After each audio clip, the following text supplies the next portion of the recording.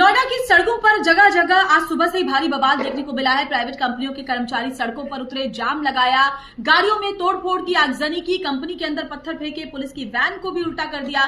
जबकि पुलिस की टीम जो मौके पर पहुंची थी उन्हें भी पत्थरबाजी का सामना करना पड़ा। हालांकि भीड़ को तितर बितर करने के लिए आंसू गैस के गोले उन्होंने दागे और साथ ही हल्का बल प्रयोग भी किया। ये जो कर्मचारी है 11 तारीख से ही प्रदर्शन कर रहे थे, लेकिन इनका आरोप है कि कंपनियों ने उनकी मांगों पर ध्यान नहीं दिया, प्रबंधन उनकी बातें नहीं सुन रहा। इनकी प्रमुख मांगों में है इनकी सैलरी बढ़ोतरी करना, इंक्रीमेंट के नाम पर इनके साथ धोखा किया गया है, ये भी आरोप लगा रहे हैं। साप्ताहिक अवकाश इनको नहीं दिया जाता है, इसके अलावा बोनस नहीं दिया जाता, ओवरटाइम कराया जाता है तो उचित मानदेय नहीं दिया जाता है, महिलाओं के लिए सुरक्षित माहौल कंपनी में हो। ये तमाम मांगे ये लगातार उठा रहे थे, लेकिन कंपनी प्रबंधन ध्यान नहीं दे रही थी। और ऐसा किसी एक कंपनी में नहीं है, नोएडा की बहुत सारी ऐसी कंपनियां हैं जो कि साप्ताहिक अवकाश नहीं देती हैं। सोचिए, अगर हफ्ते में एक दिन कोई छुट्टी लेता है या महीने में भी एक दिन कोई छुट्टी लेता है तो उसकी तनख्वाह काटी जाती है। इस तरह के कई जगहों पर नियम बने हुए हैं और समय पर तनख्वाह नहीं आना ये कर्मचारियों के लिए बहुत मुश्किलें पैदा करता है। खास करके वो लोग जो दूसरे शहर से आकर के नोएडा जैसे शहरों में काम करते हैं और अपने मकान मालिक को उन्हें किराया देना होता है, बच्चों की फीस देनी होती है, लेकिन समय पर भुगतान का नहीं होना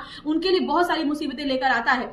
इसी के बाद ये जबरदस्त बवाल देखने को मिला है नोएडा की सड़कों पर। हालांकि उसके बाद डीएम ने निर्देश दिए हैं। उन्होंने कहा है कि कंपनियां इन तमाम बातों का ध्यान रखेंगी। कई सारे निर्देश उनकी तरफ से जारी किए गए हैं, जिनमें साप्ताहिक अवकाश भी है, जिनमें समय पर वेतन का भुगतान भी है और साथ ही सुरक्षित माहौल की भी बात कही गई है। बहुत सारी गाइडलाइन जारी किए गए हैं और अगर कंपनियां ये नहीं मानती हैं तो उनके ऊपर कार्रवाई करने की बात भी कही गई है। खुद मुख्यमंत्री योगी आदित्यनाथ भी नजर बनाए हुए श्रमिकों को उनका हक दिलाने के लिए, उनके जो अधिकार है वो दिलाने के लिए उन्होंने भी निर्देश जारी कर दिए हैं।